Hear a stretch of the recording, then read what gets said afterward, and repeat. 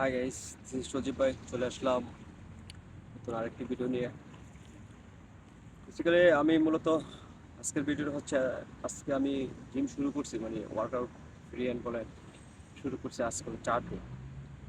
একটা জিনিস শেয়ার করার জন্য এই ভিডিওটি করা। যখন আমি প্রথম দিন মানে ওয়ার্কআউট বলতে আপনার push up, chin up, parallelly তিনটা জিনিস মারার চেষ্টা করছি। আমি লাস্ট 20 মিনিট মারার পরে মনে হচ্ছে যে আমার মুখ দিয়ে বমি আসে, অনেক টায়ার্ড লাগতেছে এবং মানে মনে হচ্ছে যে শুয়ে পড়ি। তো অনেক চিন্তা করে গেছিলাম। তো আস্তে আস্তে চিন্তা করলাম যে আসলে এরকম হচ্ছে কেন। তো অনেকদিন পরে জিম শুরু করার পরে বেসিক্যালি এটাই হয়ে থাকে আর কি। তো আমি আজকে 4 দিন, 2 দিনের 2 দিন, দ্বিতীয় দিন যখন আমি জিম শুরু করি, মানে এক্সারসাইজ শুরু করি, তখন সময়টা একটু বাড়ছে। 3 দিনের সময় আর একটু বেশি বাড়ছে। আজকে 4 দিন, আজকে সকাল থেকে আধা ঘন্টা আমি ঘুরেছি, কোনো টায়ার্ড লাগে নাই। আর সকালবেলা শুধু আমি খাওয়ার ভিতরে একটা কফি খেয়েছি। থেকে আধা ঘন্টা দৌড়ানোর পরে মনে হচ্ছে আমি আগে রিদমে চলে আসছে, আমার খুব টায়ার্ডনেস লাগে নাই, একদম ফ্রি দৌড়াতে পারছি। আসার পরে প্রথমে এখানে ব্যান্ডগুলা শরীরের সবগুলা জয়েন্টে জয়েন্টে একটু করলাম, ওয়ার্ম আপ করলাম। করার পরে পুশ আপ মারলাম 100। একটা না, আপনার পুশ আপটা হচ্ছে আপনার, যেগুলো আপনার 20টা করে মারতে পারেন, যারা না পারেন 10টা মারেন, 5টা মারেন, এমনি এমনি ইনক্রিজ করেন। একবারে আপনি 100 মাইরা ফেলবেন, জিনিসটা এরকম না। এটা সম্ভব না নতুন অবস্থায়। আমার অনেক বড় ভাই আছে, আপনি 200 পুশ আপও মারতে পারতো।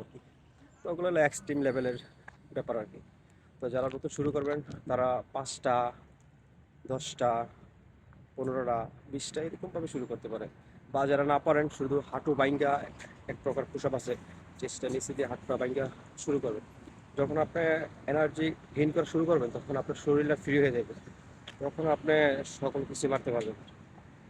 পুশ আপের পরে আমি শুরু করি হচ্ছে আপনার চিন আপটা। চিন আপটা মোস্ট ইম্পর্টেন্ট। বেসিক্যালি জিমের মূল বেসিক হচ্ছে push up, chin up, parallel, free hand. Free hand বলতে আপনার warm up, squat, free squat আর কি।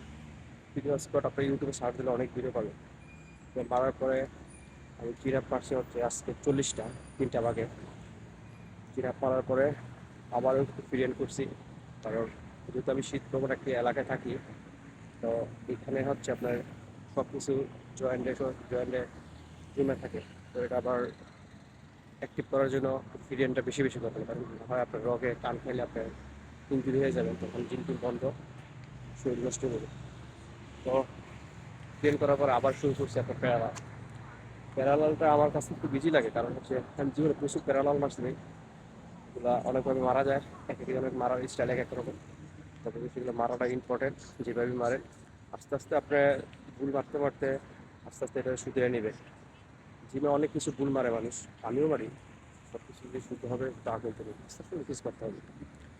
তো যে যেখানে থাকেন, যে অবস্থায় থাকেন, যত খারাপ অবস্থায় থাকেন, আপনি ট্রেনটা করার চেষ্টা করবেন। যেহেতু এখানে জিমগুলা অনেক ব্যয়বহুল, আর কিন্তু একটু দূরে, দূরে যাওয়া পসিবল না এত ব্যস্ততার মাঝে। তো আমার ডরমের সামনে একটি ছোট স্পেস আছে। আর সবচেয়ে বড় কথা হচ্ছে আপনি ডেইলি আধা ঘন্টা দৌড়ান, আপনার সব কিছু ওকে হয়ে যাবে।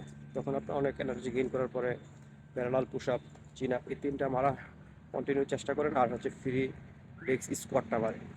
স্কোয়াডটা মানে লেগস অনেকভাবে ফ্রি হ্যান্ড লেগস মারা যায়। তো লেগসের ব্যায়াম আমি আজকে থেকে শুরু করছি। ফ্রি স্কোয়াড মারলাম, লেগ লেন্স মারলাম, তারপরে আরও কয়টা মাইর আছে, ওগুলোর নাম আমার এখন মনে নেই, কারণ আমি আজকে জিম শিখছি 1 বছর।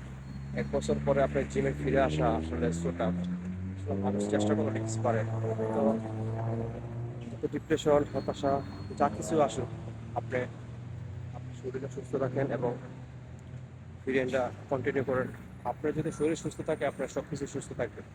তাই আপনার যে অবস্থাতে থাকেন না কেন, আপনার যদি শরীর সুস্থ থাকে সব কিছু ভালো লাগবে। তো এর ভিতরে আমি এখন জিম শেষে আমি এখানে তো আমার সাপ্লিমেন্ট ইউজ করি না। সাপ্লিমেন্ট আসলে খারাপ কিছু না, স্প্রেডটা খারাপ। সাপ্লিমেন্ট হচ্ছে আপনার এক্সট্রা প্রোটিন ইনটেক করা। কারণ এখানে আমরা দেখা গেছে প্রকাশে থাকি, খাওয়ার একটা মেনটেনের ব্যাপার আছে।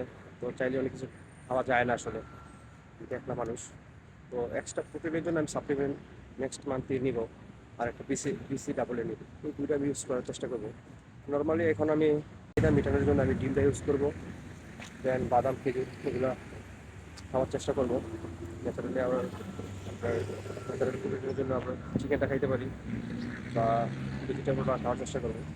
জাঙ্ক ফুড থেকে দূরে থাকাই ভালো। আর প্রবাসে এত কিছু খাওয়া অনেক কষ্ট। মাছ মাংস, মাছটা তো পাওয়া যায় না, এখানে পাওয়া যায় কিন্তু এই মাছ আমি ভালো লাগে না আসলে। তো যে যে অবস্থাতে থাকেন ভাই, জীবনে এক প্রত্যেক দিন 1 ঘন্টা ঘুম ঘুম যদি আপনি কম ঘুমান, তাহলে আপনার এত বড় ক্ষতি হবে না আশা করি। 1 ঘন্টা আপনার মাইন্ড সেট আপ করেন। আমি আমার একটা অভ্যাস কি, আমি সবসময় অ্যালার্মের আগে উঠে যাই। এটা আমার কেন জানি হয়ে যায়, মানে প্রবাসে আসার পর থেকে এই অবস্থাটা। আর যখন দেশে ছিলাম অ্যালার্ম বাজলে অ্যালার্ম বন্ধ করে আবার ঘুমাইতাম। এখন আর এই জিনিসটা হয় না, আস্তে আস্তে অভ্যাস হয়ে গেছে। তো লাইফ থেকে আপনার দেখো, যখন 10টা বাজে উঠবেন, আপনি ওই ওঠাটা 9টা বাজে উঠবেন। 1 ঘন্টা বা আধা ঘন্টা আপনি একটা নিজের সময় দেন, জিম করার চেষ্টা করেন। জিমে যাই জিম করতে হবে ব্যাপারটা এরকম না, এটা তো ভুল ধারণা। আপনি 10 মিনিট দৌড়ান, 50টা ডেলি পুশ আপ মারেন, 20টা চিন আপ মারেন, 20টা প্যারালাল মারেন। এইভাবে আপনি 1 সপ্তাহ 1 মাস করতে থাকেন, আস্তে আস্তে ইনক্রিজ করেন। তখন দেখবেন যে আপনার শরীর কি ফ্রি, সব কিছু মানে এটা আপনার শরীর সুস্থ রাখার জন্য সবচেয়ে বড় মেডিসিন হচ্ছে আপনার ওয়ার্কআউট। এটা আমি সবসময় মানি। আমার অনেক বড় ভাই আছে, এখন থেকে আমি সবার সাথে কন্টিনিউ করা মানে যোগাযোগ কন্টিনিউ করার চেষ্টা করি। সবাই আমার যে বুদ্ধিটা দিছে যে পৃথিবী যেখানে থাকার, আমি একটা কমিটমেন্ট দিয়েছিলাম যে আমার আমারও বলছিলাম। কারণ একটা সময় যখন পড়াশোনা বাদ দিয়া, জবের পড়াশোনা বাদ দিয়ে আমি জিম করতাম, তখন আমার ফ্যামিলিতে দেখা গেছে যে আমার প্রতি একটু বিরক্ত ছিল। তখন শরীর স্বাস্থ্য ভালো ছিল, বলছে যে জীবনে কিছু করতে হইব। তখন আমি বলছিলাম যে আমার জীবনে কিছু হোক বা না হোক, আমি কিন্তু যেখানে থাকি আমি ওইখানে আমি ওয়ার্কআউট করার চেষ্টা করবো, যদি আল্লাহ আমার বাসায়। এই আর কি, আমি বলছি যত খারাপ অবস্থানে থাকি এই জিনিসটা আমি চেষ্টা করার, আমি কন্টিনিউ করার চেষ্টা করবো। তো এটাই আর কি। তো যারা প্রবাসে থাকেন, আমি আমি নেক্সট ভিডিওতে আপনার পিরিয়ডের পর কী কী খাইতে হবে, কী খাওয়া উচিত, বা কী কী খাইলে আপনি এনার্জিটিক্যাল শক্তি পাবেন, তো ওই জিনিসটা আমি শেয়ার করার চেষ্টা করব। এবং কখন জিমটা করবেন, বিকালে করবেন বা সকালে করবেন, যে যখন সময় পান তখনই করতে পারবেন। জিমের কোনো নির্দিষ্ট সময় নেই আসলে। আর কাদা বললে কাদাই বলবে আর কি, স্টুপিডও বলবে, পাল জানি এটাও বলবো। কিন্তু ভাই আমি আই ডোন্ট কেয়ার, আমার কি কি বললো, কে কি করলো, আমি কারো কান কথা শুনি না। আর এগুলো নিয়ে আমার মাথামাতি নেই। যে যাও বলুক, খারাপ হলে খারাপ বলবো, ভালো হলে ভালো বলবো, কিন্তু আমি কেমন সেটা আমি জানি।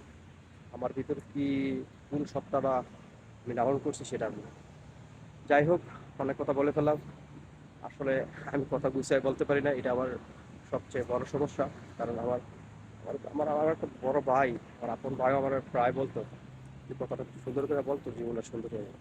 কারণ আমি হনেস্ট, আমার সবাই জানে আমি কারো ক্ষতি জীবনে করি নাই। জানি না শুনি না কারো ক্ষতি করছি, জানলেও আমার ক্ষমা চাই নিছে।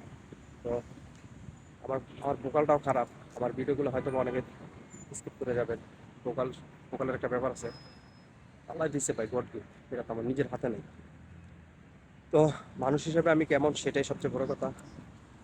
এক একজনের কাছে এক এক রকম, ডাউট বাটপারের কাছে আমি ডাউট বাটপার, ভালোর কাছে আমি ভালো, খারাপের কাছে আমি খারাপ, জ্ঞানীর কাছে আমি জ্ঞানী, অপর কাছে আমি অজ্ঞ। যার মেন্টালিটি যেমন আমি তার কাছে করি। অনেক বাটপারের লোকে পরিচয় হয়েছে, অনেক ভালো মানুষের সাথে পরিচয় হয়েছে, অনেক খারাপ মানুষের সাথে পরিচয় হয়েছে, অনেক বড় বড় মানুষের সাথে পরিচয় হয়েছে, অনেক বড় বড় খারাপের সাথে পরিচয় হয়েছে। যারা একটা সময় অস্ত্র পাতি নিয়েও ঘুরতো, তাদের সাথে আমার বন্ধুত্ব আছে। আমি ভাই খারাপ ভালো, ছোট বড় সকল শ্রেণীর মানুষের সাথে চলতে এই জিনিসটা পছন্দ করি। মিশার কোনো দোষের কিছু নেই। আহ, মিশতে গিয়ে অনেকের সাথে অনেক অনেক সমস্যা হতে পারে, এগুলো আমি তার সমস্যা করি নাই, বা আমার ভালো নাও লাগতে পারে, এটা স্বাভাবিক। তো যাই হোক, এগুলো নিয়ে অন্যদিন কথা হবে। তো রেগুলার চেষ্টা করব, আসলে কাজ করি, কাজের পরে পড়াশোনা। সপ্তাহে 4 দিন ওয়ার্কআউট করতে পারলে আমি খুশি, কারণ 3 দিন করলেও খুশি, কারণ অ্যাক্টিভ থাকা উচিত। রিলেটেড রিলেটেড থাকলে মন ফ্রেশ থাকে। যাই হোক, সবাই ভালো থাকবেন। ভিডিওটা লং হয়ে গেছে, এত বড় ভিডিও মানুষ দেখে না, এত সময় মানুষের নাই আসলে। তো সবাই ভালো থাকবেন, আসসালামু আলাইকুম। দেখা হবে নেক্সট ভিডিওতে নতুন কিছু নিয়ে ইনশাল্লাহ। ওই পর্যন্ত ভালো থাকেন, ইনশাল্লাহ দোয়া করি সবাই ভালো থাকবেন। ভালো থাকতে হবে, বেঁচে থাকলে ভালো থাকতে হবে। অনেক খারাপ সময় আসবে, তারপর ভালো থাকতে হবে। সবাইকে ধন্যবাদ। আসসালামু আলাইকুম।